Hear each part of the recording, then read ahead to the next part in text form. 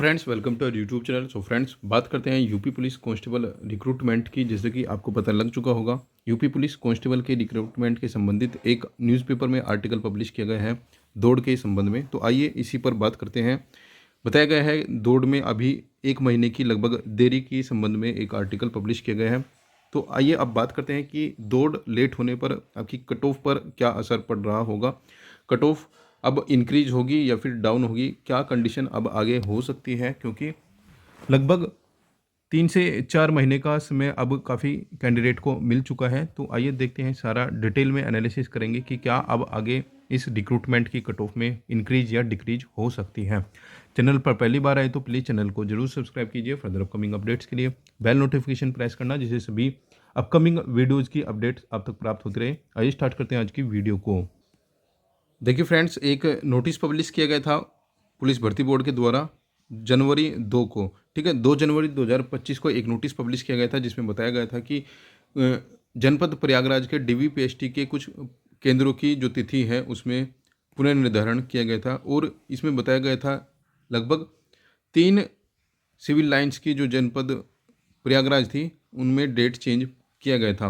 28 जनवरी, 5 फरवरी, 29 जनवरी, 6 फरवरी और 30 जनवरी को 7 फरवरी। तो इसका मतलब ये था कि लगभग बॉयज़ कैंडिडेट की जो डीबीपीएसटी थी उसको आप यहाँ पर मानकर चलिए कि लगभग 7 फरवरी तक चल रही होगी इस नोटिस के अकॉर्डिंग। इसके बाद में एक नोटिस और जारी किया गया था, इंटरनल एक नोटिस था। उसमें बताया गया था पीएसी मुख्यालय की ओर से एक नोटिस जारी किया गया था। उसमें रनिंग के संबंध में नोटिस जारी किया गया था। तो ये वो नोटिस था जो पीएसी मुख्यालय की ओर से जारी किया गया था उत्तर प्रदेश पुलिस भर्ती व प्रोन्नति बोर्ड के माध्यम से।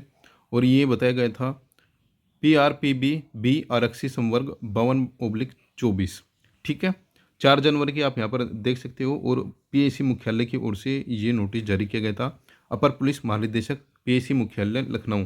इसे जो नोटिस में बताया गया था कि जो आपकी दौड़ होनी है उसके संबंध में जो ट्रैक की उपलब्धता है उसका रिकॉर्ड बताने के लिए, और यहाँ पर जो आपकी डीवीपीएसटी के बाद जो दौड़ प्रस्तावित बताई गई थी ये माह फरवरी और मार्च में किया जाना प्रस्तावित बताया गया था इस नोटिस के माध्यम से। और जितने भी आपके ग्राउंड है उत्तर प्रदेश में पीएसी वाहिनी में, उनकी जो डिटेल है वो मांगी गई थी 10 जनवरी 2025 तक।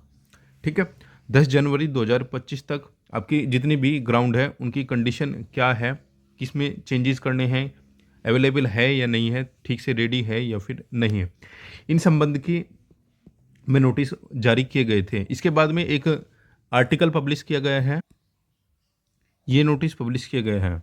ठीक है, इसमें बताया गया है 1 माह की देरी से होगी शारीरिक और दक्षता परीक्षा। देखिए, जो ये नोटिस जारी किया गया है इसी नोटिस के बेस को मानकर इस न्यूज़पेपर ने एक आर्टिकल पब्लिश किया है। ठीक है, इसमें बताया गया है कि सिपाही भर्ती की दौड़ के लिए लगभग 1 माह विलंब होने की संभावना है। इसमें बताया गया है सिपाही भर्ती की शारीरिक दक्षता परीक्षा लगभग 1 माह की विलंब से होगी। उत्तर प्रदेश पुलिस भर्ती व प्रोन्नति बोर्ड दक्षता परीक्षा जनवरी के तीसरे सप्ताह में कराने की तैयारी की थी। अब इसे फरवरी के अंतिम सप्ताह या मार्च में कराया जाएगा। जल्द ही इस बाबत अभ्यर्थी को जानकारी दे दी जाएगी। ठीक है, इसके बाद में बताया गया है दरअसल भर्ती बोर्ड 26 दिसंबर से शारीरिक दक्षता मानक परीक्षा दस्तावेज की जांच कर रहा है। इसमें लगभग 1,74,000 अभ्यर्थियों को हिस्सा ले रहे हैं। ठीक है, इसमें बोर्ड द्वारा सभी 75 जिलों की रिजर्व पुलिस लाइन में रोजाना करीब 5,000 अभ्यर्थियों की परीक्षा चल रही है। प्रयागराज में 28 से 30 जनवरी तक होने वाली परीक्षा को अपरिहार्य कारणों से अब 5-7 फरवरी को आयोजित किया जाएगा। शारीरिक मानक परीक्षा और दस्तावेज की जांच के बाद चयनित अभ्यर्थियों को बोर्ड द्वारा शारीरिक दक्षता परीक्षा के लिए बुलाया जाएगा। ठीक है, इसके बाद चयनित अभ्यर्थियों की अंतिम सूची जारी होगी। ठीक है, तो ये एक आर्टिकल पब्लिश किया गया है। ठीक है, इसमें आगे बताया गया है, मांगा गया है ट्रैक का ब्यौरा। ठीक है, इसमें बताया गया है शारीरिक दक्षता परीक्षा आयोजित कराने के लिए पुलिस भर्ती बोर्ड ने एडीजी पीएसी से सभी वाहिनियों में 400 मीटर ट्रैक की उपलब्धता का ब्यौरा मांगा है। उन्होंने पीएसी की वाहिनी का नाम, ट्रैक सही स्थिति में उपलब्ध है या फिर नहीं, उसके प्रकार के बारे में जानकारी देने को कहा है, ताकि उसके मुताबिक परीक्षा का आयोजन कराया जा सके। एडीजी पीएससी ने 10 जनवरी तक ये जानकारी देने के लिए कहा है। ठीक है, तो यानी कि जो चीज़ें यहाँ पर बताई गई है वो केवल और केवल जो ये नोटिस अभी आपने देखा है इसको आधार मान के ही ये चीज़ें यहाँ पर बताई गई है। ठीक है, ये चीज़ें तो होगी वे जो अभी नोटिस के माध्यम से जो चीज़ें बताई गई थी उसके अकॉर्डिंग, लेकिन यहाँ पर जो इन्होंने बातें बताई हैं इसमें कहीं भी ये चीज़ें नहीं बताई कि ये इनको जानकारी कहाँ से लगी है, कोई सोर्सेज वगैरह या फिर क्या किस कंडीशन से ये नोटिस की बात कर रहे हैं कि आपकी जो दौड़ होगी वो फरवरी में होगी। अभी आपने एक आर्टिकल भी देखा होगा, ठीक है, उससे पहले एक नोटिस वायरल हुआ था। ठीक है, कुछ दिन पहले एक नोटिस वायरल वायरल हुआ था कि रेलवे ग्रुप डी की जो वैकेंसीज है उसको 32,000 से लेकर 52,000 तक बढ़ा दिया गया है। ठीक है, एक सोशल मीडिया पे एक नोटिस वायरल हुआ था। उसके बाद ही एक या 2 दिन बाद ही न्यूज़पेपर, ठीक है, कोई भी न्यूज़पेपर एक्स वाई जेड उनमें आ गया कि रेलवे की जो पदों में वृद्धि है वो लगभग बढ़ा दी गई है। ठीक है, हो सकती है या फिर बढ़ा दी गई है। ठीक है, इसके संबंध में एक ऐसा ही आर्टिकल पब्लिश किया गया था। ठीक है, कल भी एक सोशल मीडिया पर एक एम्प्लॉयमेंट न्यूज़ पेपर के नाम से एक कटिंग वायरल हो रही थी जिसमें लगभग 52,000 की अप्रोक्स बताई गई थी पदों की संख्या। ठीक है, तो हमारा कहने का मतलब ये है कि जब तक ऑफिशियल आपको कोई ये ना कह दे कि ये पर्टिकुलर चीज़ें हुई है उसको सही मानना बिल्कुल गलत होगा। पहली बात तो ये है। ठीक है, अभी अभी तक जो भर्ती बोर्ड की वेबसाइट पर चीज़ें बताई गई हैं उसके अकॉर्डिंग जनवरी 21 या फिर 22 कुछ भी आप मान सकते हो, यानी कि जनवरी का थर्ड वीक, जनवरी थर्ड वीक के अकॉर्डिंग आपकी फिजिकल की चीज़ें बताई गई हैं। ठीक है, लेकिन जो चीज़ें यहाँ पर बताई गई हैं ये केवल इस नोटिस के आधार पर बताई गई है। अब देखना ये होगा कि आगे की जितनी भी प्रोसेस होगी वो इस नोटिस के आधार पर हो रही होगी या फिर जो भर्ती बोर्ड की वेबसाइट पर आपकी रिजल्ट वाली नोटिस के साथ आया था ये चीज़ें, उसमें बताई गई थी कि जनवरी थर्ड वीक में आपकी फिजिकल होगी। ठीक है, फिजिकल होगा। ठीक है, अब इसमें देखिए इतना भी चेंजेस नहीं होता कि लगभग आप अपनी जो चीज़ें आपने पहले ही शेड्यूल की है जनवरी फर्स्ट वीक तो उसको आप सीधा फरवरी मिड कर दो या फिर फरवरी एंड कर दो या फिर मार्च में, लगभग 2 महीने आप डिले इन चीज़ों को नहीं कर सकते। ठीक है, वैसे ये सब चीज़ें इनके हाथ में होती है। डिले आप चाहो तो 1 दिन डिले करो या फिर 1 साल डिले कर दो, होने को तो कुछ भी ये कर सकते हैं, लेकिन हमें नहीं लगता कि इतना डिले इसमें आपको देखने को मिल रहा होगा क्योंकि ऑलरेडी यहाँ पर ये चीज़ें यदि इस नोटिस को आप सही मानो, ठीक है, यदि ये नोटिस आप सही मानते हो तो 10 जनवरी तक ये चीज़ें बोली गई है कि 10 जनवरी तक हमें ये चीज़ें प्राप्त हो जानी चाहिए। और यदि इस नोटिस की बात करो, यदि इस नोटिस के आधार पर ये चीज़ें देखोगे तो आप मानकर चलिए कि लगभग 10 जनवरी तक ये नोटिस चला जाएगा, यानी कि 10 जनवरी तक उत्तर प्रदेश की जितनी पीएससी वाहिनी में ये ट्रैक खाली है इनकी अपडेट भर्ती बोर्ड को मिल जाएगी। और यदि किसी ग्राउंड पर कोई प्रॉब्लम है तो मैक्सिमम आप मानकर चलो कि 5 से 7 दिन, यानी कि आप मानकर चलिए कि 20 जनवरी तक, ठीक है, 20 जनवरी तक यदि ये सब चीज़ें ट्रैक व्रैक का सारा सिस्टम कंप्लीट होता है तो 20 जनवरी तक यदि ये चीज़ें भी कंप्लीट होती हैं तो आप, भर्ती बोर्ड ने बोला था जनवरी फर्स्ट वीक में, जनवरी थर्ड वीक में हम अपना डिवी रनिंग स्टार्ट करा देंगे, तो आप मानकर चलिए कि यदि ये चीज़ें होती है 20 जनवरी तक सब चीज़ें हो जाती हैं तो आप मानकर चलिए कि ज़्यादा से ज़्यादा 15 दिन की डिले आपकी जो फिजिकल है उसमें ही देखने को मिल सकती है। तो इसके अकॉर्डिंग आप मानकर चलिए कि फर्स्ट वीक ऑफ फरवरी, ठीक है, इतना डिले बस इसमें होगा, इससे ज़्यादा डिले हमें नहीं लगता कि इतना डिले आपको देखने को मिलेगा क्योंकि यहाँ पर ऑलरेडी 10 जनवरी की डेडलाइन दी गई है। ठीक है,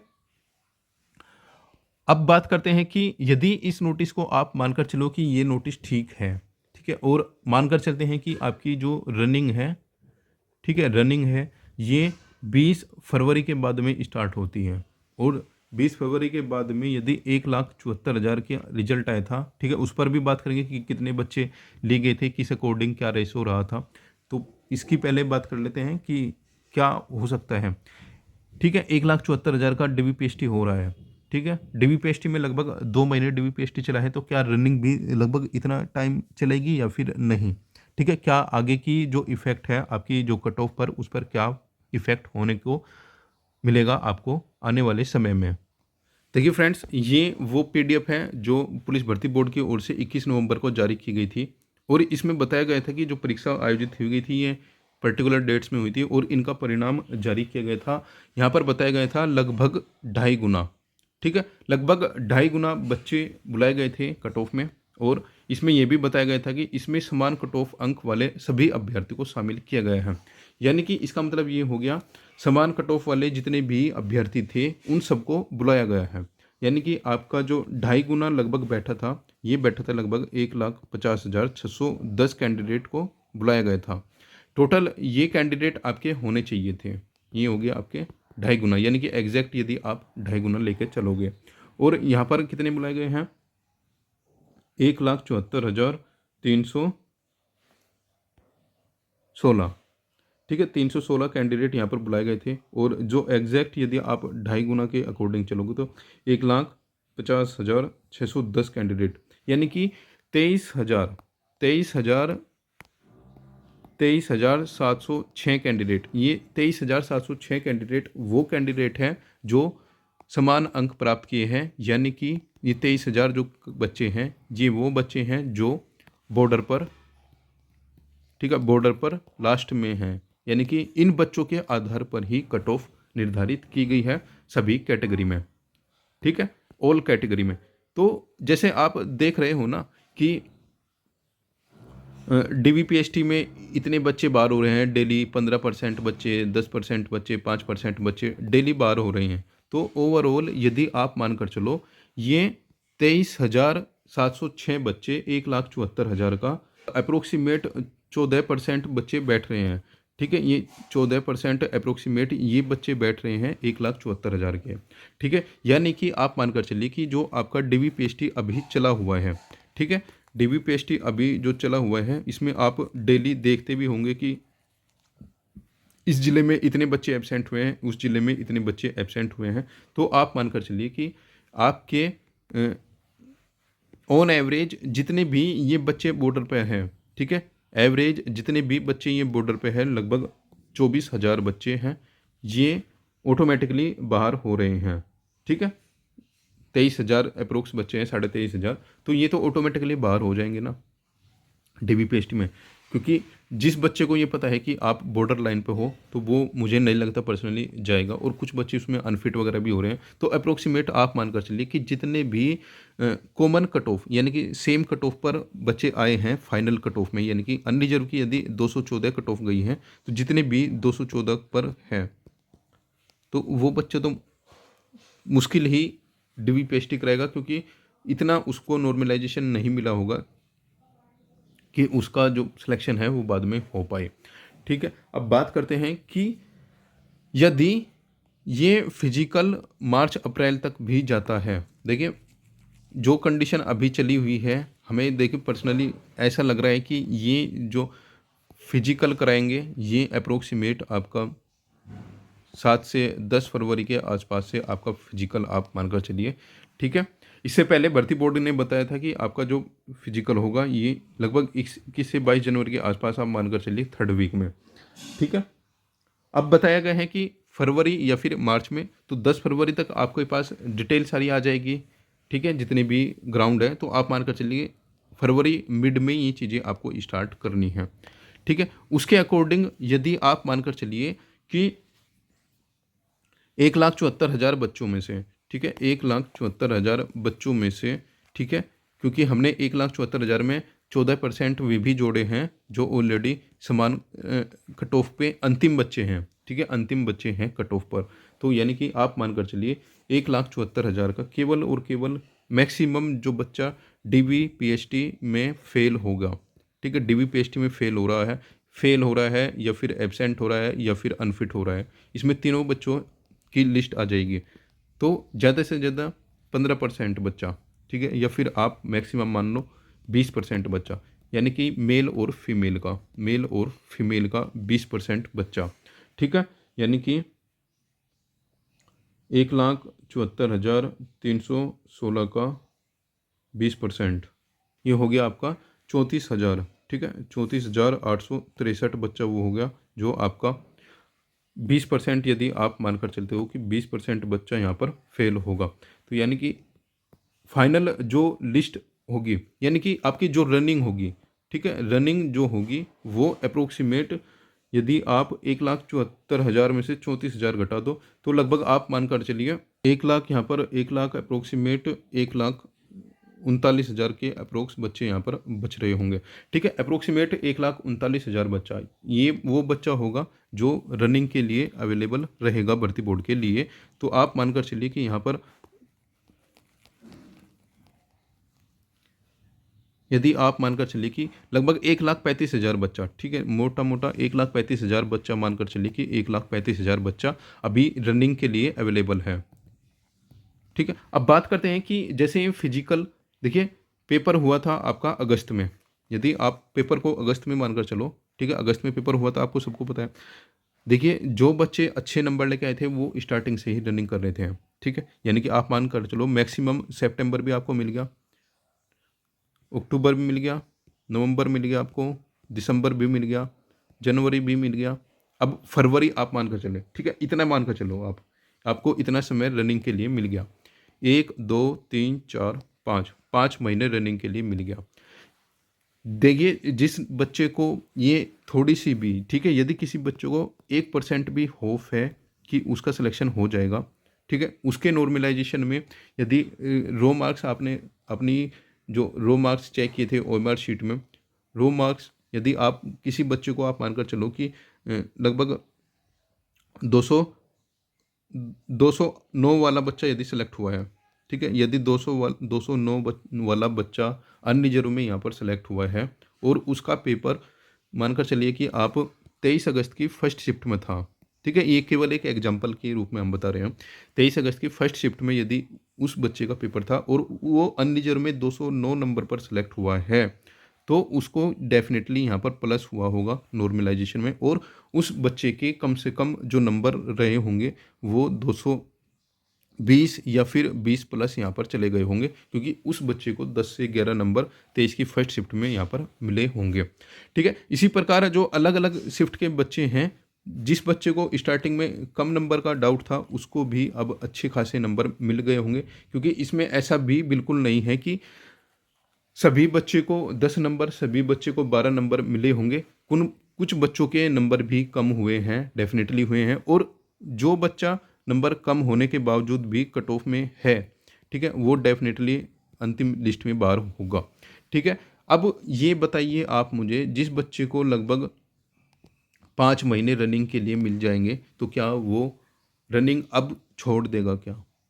ठीक है, वो रनिंग अब ये यदि ये न्यूज़पेपर आर्टिकल आएगा कि रनिंग 2 महीने बाद होगी, 3 महीने बाद होगी, अब रनिंग कोई नहीं छोड़ेगा। जिसका डीवीपीएसटी कंप्लीट हो चुका है, डीवीपीएसटी पास हो चुका है, तो अब मुझे देखो, आप कुछ भी बोल लीजिए, मुझे पर्सनली नहीं लगता कि अब डीवीपीएसटी यहाँ पर कोई बच्चा, डीवीपीएसटी होने के बाद रनिंग कोई बच्चा छोड़ेगा। ठीक है, देखिए इनको पता है, यूपी पुलिस भर्ती बोर्ड का तुरंत एक नोटिस आएगा, आपकी डीवीपीएसटी हो गई, अब आपकी रनिंग इतनी डेट से है। तो आप ये चीज़ें बिल्कुल भी एक्सक्यूज़ नहीं दे सकते कि अब जो रनिंग के लिए है उसके लिए 2 महीने और मिल गए एक्स्ट्रा, तो इसलिए कट ऑफ डाउन हो जाएगी, बच्चे रिलैक्स मोड में चले जाएंगे।